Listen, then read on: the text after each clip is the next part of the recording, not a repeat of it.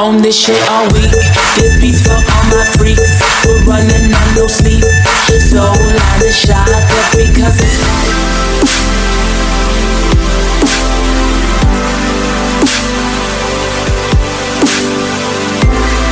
Di sini saya ingin menjelaskan salah satu wisata yang ada di Yogyakarta, yaitu situs Warung Boto atau Pesanggrahan Rejowinangun yang berada di dua kecamatan berbeda, yaitu Kelurahan Rejowinangun dan Kelurahan Warung Boto.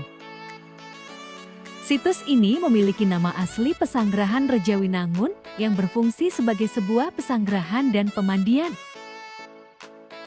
Layaknya Taman Sari, di sini pun tidak memiliki atap, hanya berupa bangunan berdinding batu yang tinggi. Oleh karena itu, siang hari begitu panas di sini. Sebaiknya, berkunjunglah saat pagi atau sore hari, supaya tidak terbakar teriknya sinar matahari. Jam operasionalnya sendiri setiap hari pada pukul 8 sampai 17.00 WIB. Untuk masuk ke sini kalian hanya perlu membayar parkir saja sebesar 3.000 per kendaraan. Untuk sampai tempat ini, kamu hanya membutuhkan waktu sekitar 15 menit dari pusat kota Yogyakarta.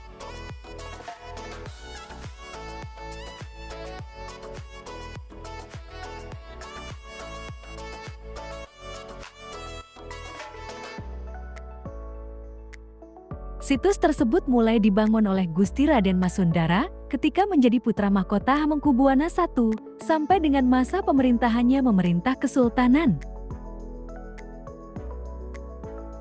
Pesanggrahan ini mulai dibangun sejak tahun 1711 Jawa atau 1785 Masehi.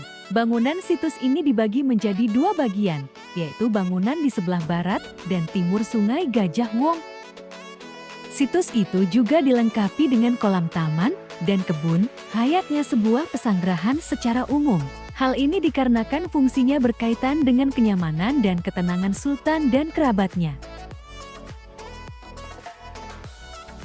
Sebagaimana dijelaskan oleh Mel Kelvin Rycliffe, eksistensi pesanggrahan-pesanggrahan yang ada di Yogyakarta termasuk pesanggrahan Warung Boto tidak dapat dipisahkan dari pendirian Kesultanan Ngayogyakarta Hadiningrat. Berdasarkan penelusuran berbagai literatur yang dilakukan oleh Noto Suroto, Hamengkubuwana I diketahui mendirikan keraton dengan berbagai sarana dan prasarana untuk mendukung eksistensi kekuasaan kerajaannya.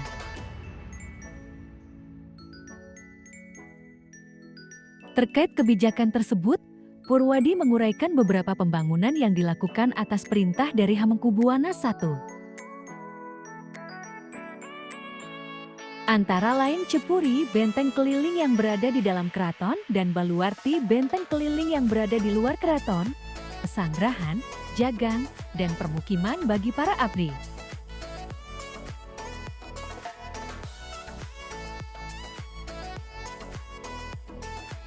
Pembangunan yang dilakukan oleh Hamengkubuwana I itu lantas diteruskan oleh Gusti Raden Masundara putra kelima Hamengkubuwana I dari Permaisuri Gusti Kangjeng Ratu Hagen atau G.K.R. Kadipaten yang kemudian naik takhta dengan gelar Hamengkubuwana II.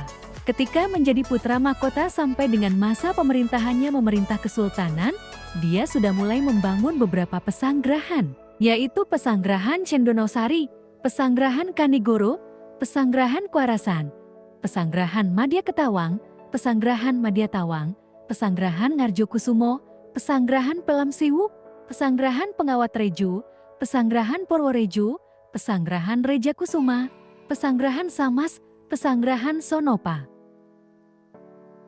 Hal inilah yang menyebabkan dirinya disebut oleh Rycliffe sebagai raja pembangunan besar dalam tradisi seorang raja Jawa.